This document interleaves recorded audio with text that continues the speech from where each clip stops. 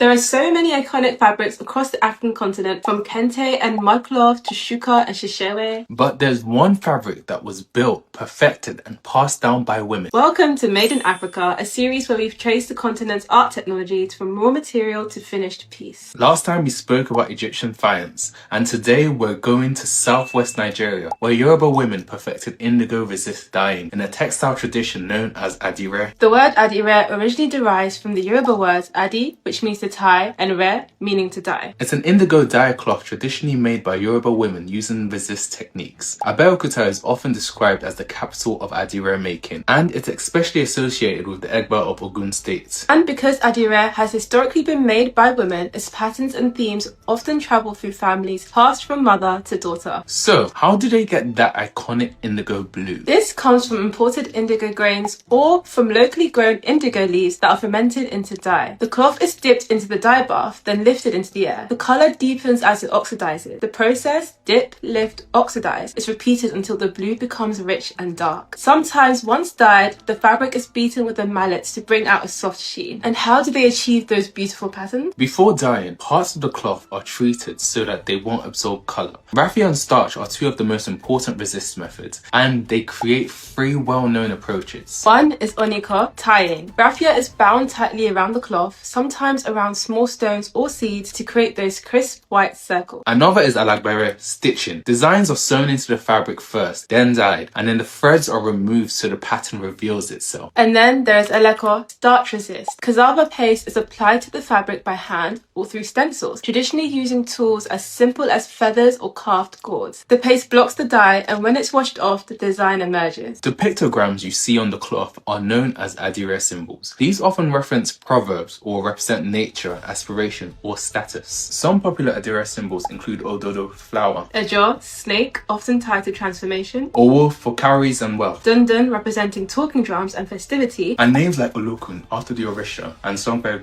appearing across different styles. Àdìrẹ continues to inspire designers and brands worldwide, from ekikere, atushe, agriculture, and she. Proof that a local craft can travel the world without losing its visual language. So which material, technique, or craft tradition from the continent should we explore next? Follow for more.